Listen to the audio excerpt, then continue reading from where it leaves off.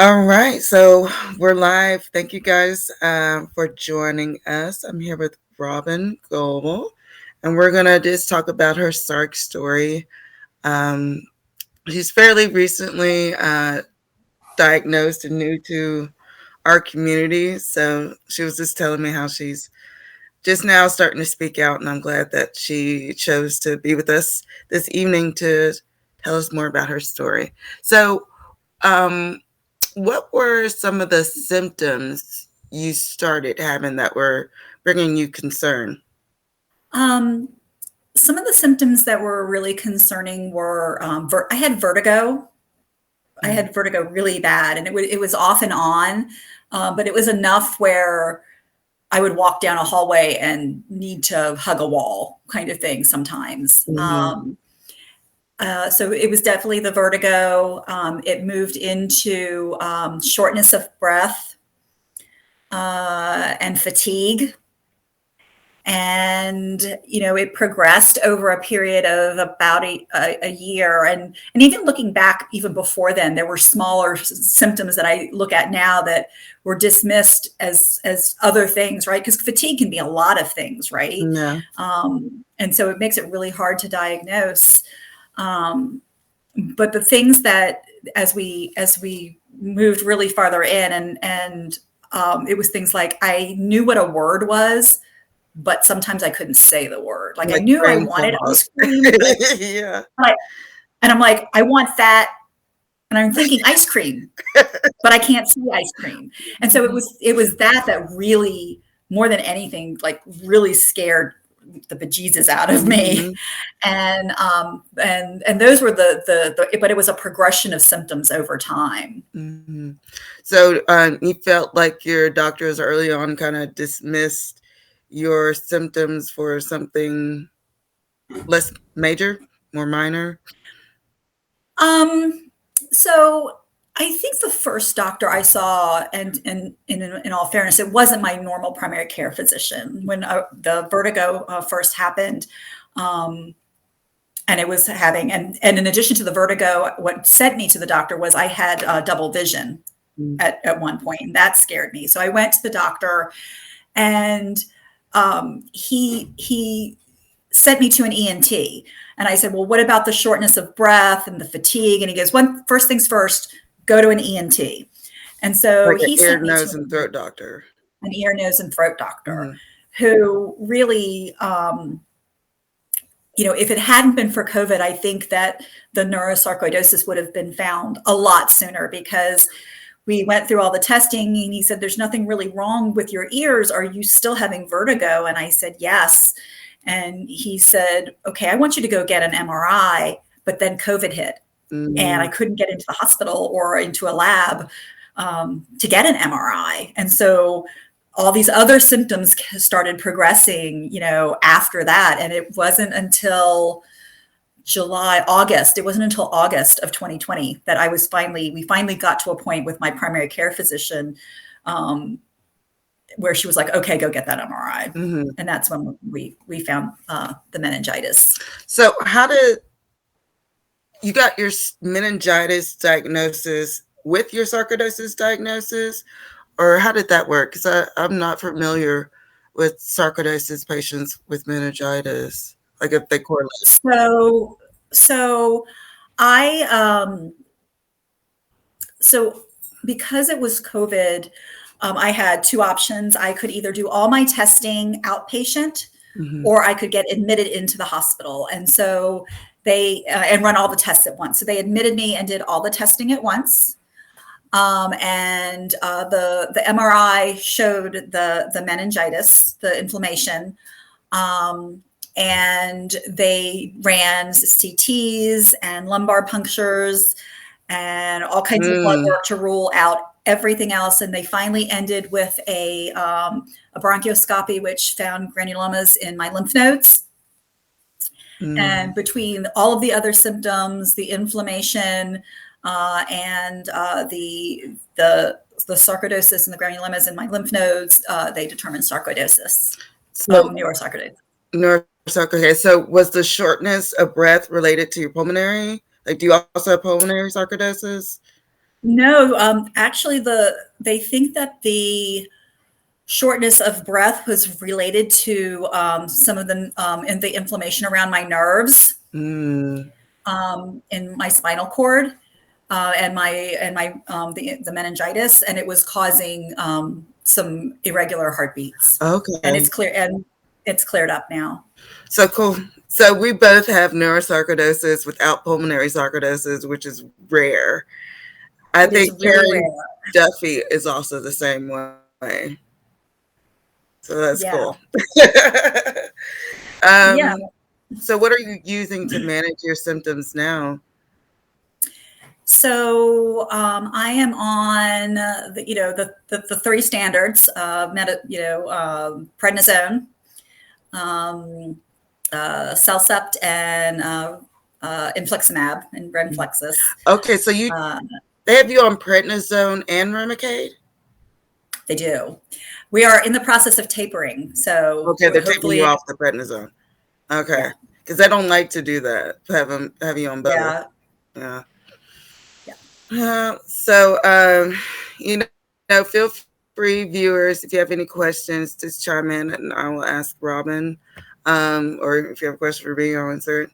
So, how has your sarcoidosis diagnosis changed your day to day life, or has it?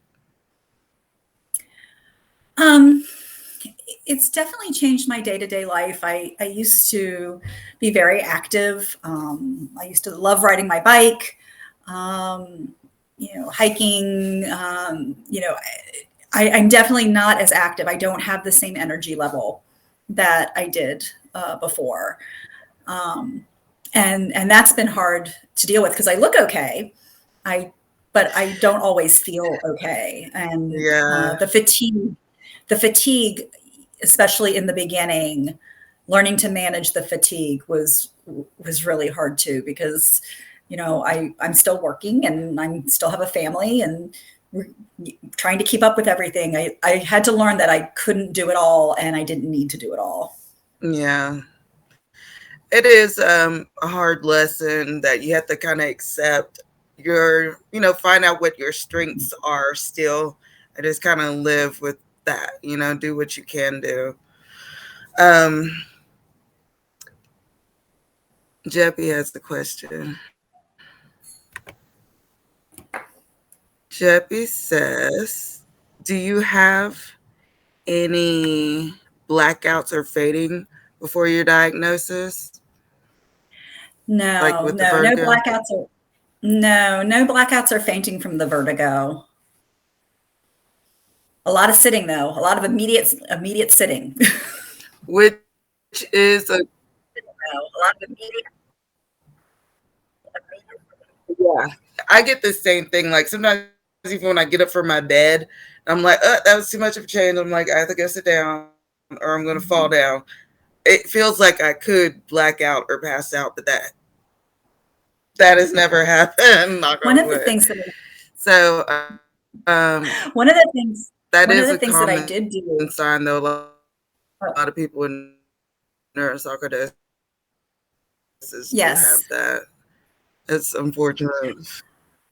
one of the other Very. things that I one of the other things I did do that I actually credit you with is I radically changed my diet. Okay, breaking up. What'd you say? One of the things you do? One of the things that I did was I radically changed my diet. I saw, I think is Robbie Hildebrand on an interview that you did with him. He is a nutritionist, and I met with him and completely kind of changed how I ate, which has really helped manage my symptoms. And so, thank you for that, because if it Mm-hmm. wasn't for you and the work that you do, I wouldn't have known that.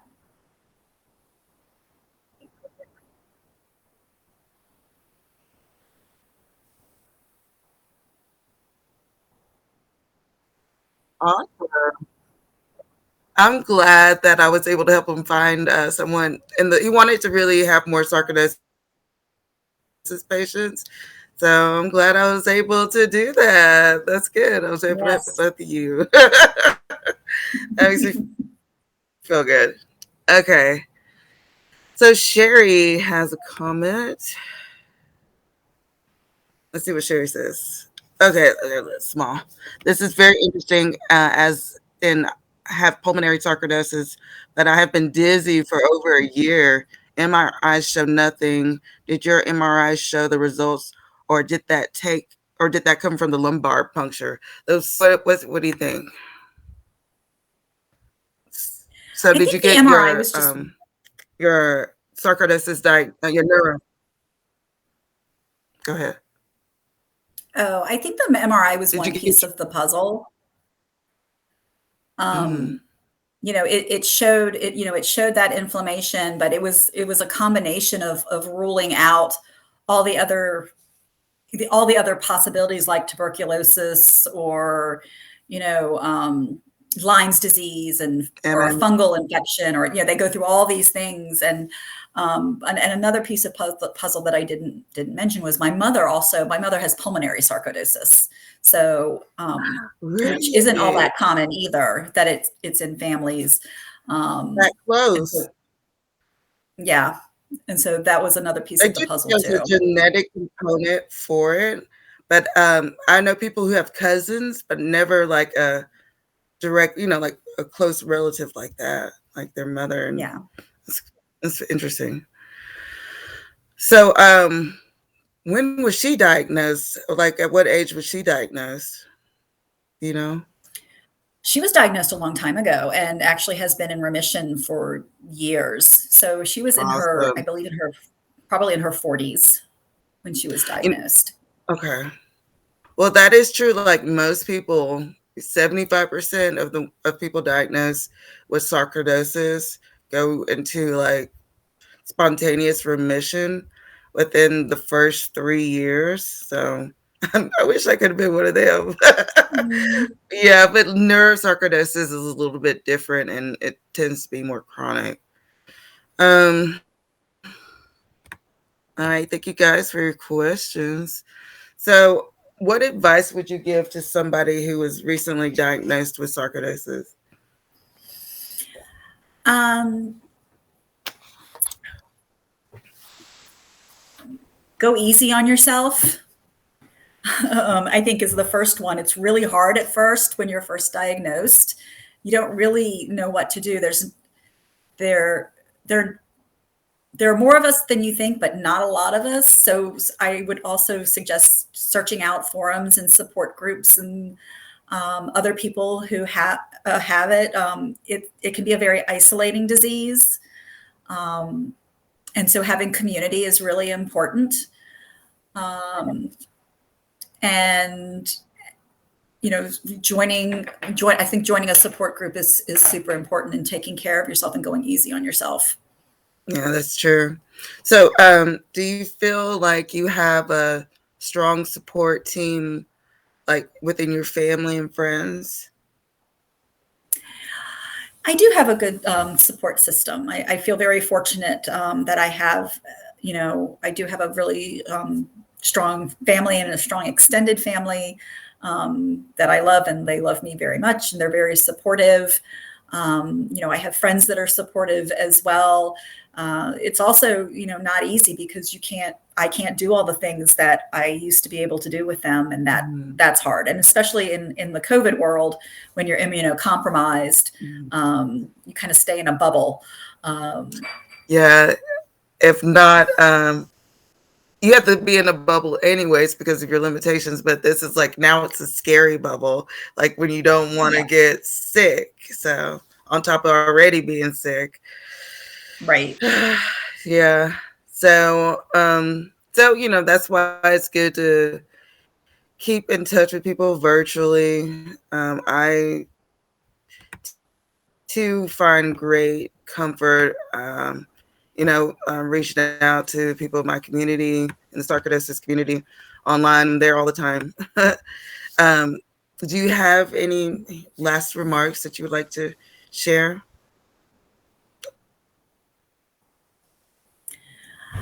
Um, I think I think the only thing I'd like to share is that, if you know someone who has, an inflammatory or an autoimmune disease, or one of the invisible illnesses. Just remember that we are pretty sensitive, and um, you know we're doing the best that we can, Mhm. and um, reach out to us and ask us about what's going on with us. And most of the time we'll tell you. We just don't want to complain. Yeah.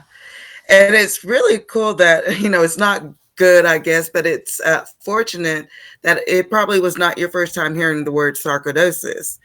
Because did your mother kind of shield you from all that, or did she communicate with you about?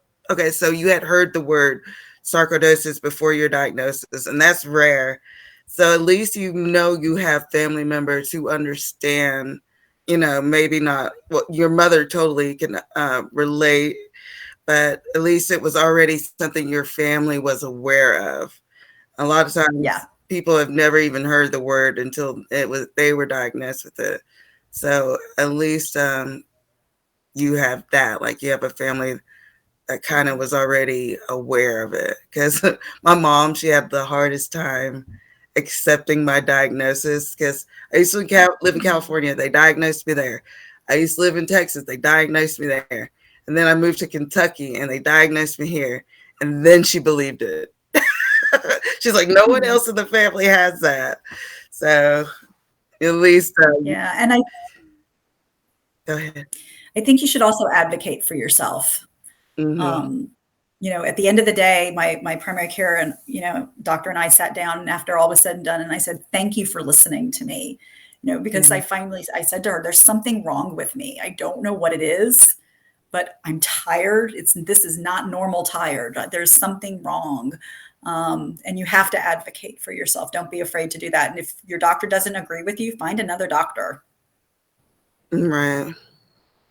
Right. Yeah. I am so about that. I've fired doctors before, especially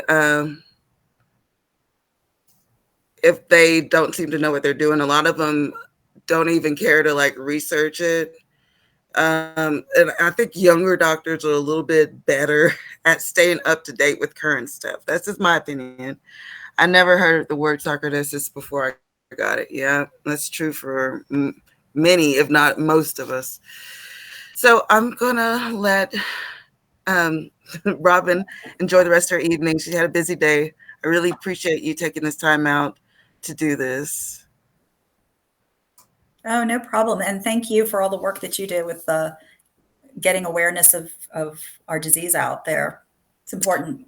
Thanks. It's my pleasure. It's my therapy, really. But thank you. I really appreciate it. Y'all have a good night, everybody. Bye, Robin. Night. Good night.